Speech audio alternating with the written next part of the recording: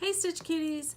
I'm Julie with Stitches of Love Quilting, and it's day 136 of Stitch 365, and today is the final day in our Spring in the Hoop embroidery project.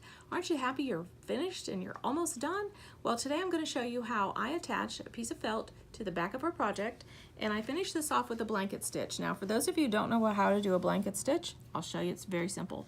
Okay, so what you want to do is get your thread, and again, I'm using my Sulky 12 weight embroidery floss, or Petitables cotton, the thread that we use to stitch with on the front. I happen to like this pink, and I think it'll be a nice cute little accent on this light pink felt.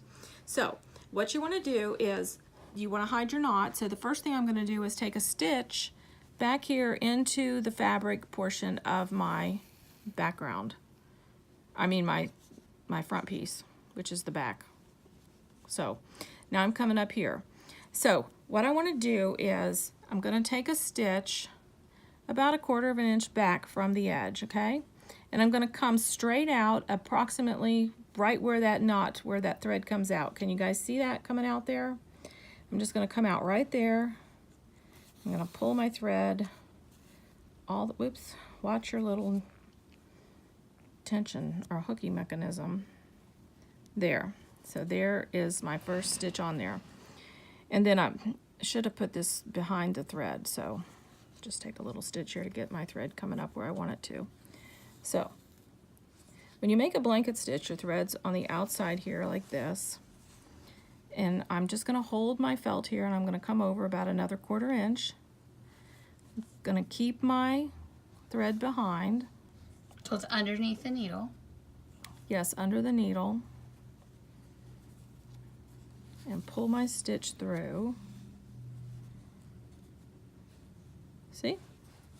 And then I'm going to come over here again, about 1/4 inch back, lead thread behind, pull. I didn't have it behind. It's really hard, guys, to show stitching on a camera. Upside down. Upside down, and also, you know, like, you can't hold it where I do, because I guess I'm near blind. I feel like I'm holding it in my nose all the time. So anyway, there you go. That was a good one. So you basically just poke your needle from, like, away from you. Your thread is behind the needle, or under the needle, I guess we should say, and pull that forward. So you always have that, all of the thread is in your left hand, and you have your needle in your left hand. No, my needle's in my right hand. I'm sorry, you have your needle in your right hand, and all of the thread Sorry if I is on the right. I got my end. Make sure your tail doesn't stay in there. Now you can see this is shifting around, but because we traced the hoop, we know this circle is going to fit, so if you just keep it going along the edge, it's going to match up and fit. Okay? So I usually do my stitches about 1/4 inch away, and that makes them kind of even looking, and 1/4 inch deep when I'm doing this. But you can do it however you want. But, well, I will say that, and then I'll have a little condition here. If you go too far away, it's not going to be as nice and neat. So you really want to kind of keep them, you know, I'm basically in my head, I'm doing about 1/4 inch away and 1/4 inch deep. Now, some people, when they're doing a buttonhole stitch, mark 1/4 inch on their finger. Yes, they do. And there's also something that many people probably have in their stash that maybe never used. I know I never use mine.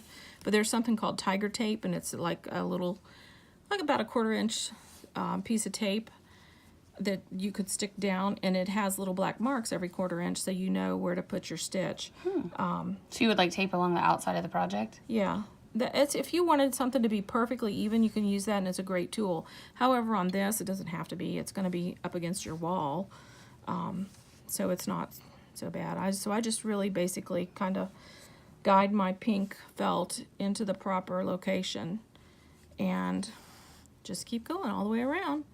And if you run out of thread and you have to start again, you can just make a knot like underneath in the white, and then start your knot again in the white, so there's never a knot showing. But once this is all stitched, it'll be nice and smooth all along here and make a very nice, neat back. I'm not going to torture you with watching me stitch every single one of these little blanket stitches, but that will be it, and then it's ready to go on your wall. Now, when we hung ours, we just used a little nail in the wall and put it right through this little hook up here. However, if you wanted to, you could put a nice cute little fancy bow on top. Would be really sweet. You could also put a little, make yourself like the little ribbon, a little hook loopy thing back here if you wanted to hang it so that it was mounted on the wall below.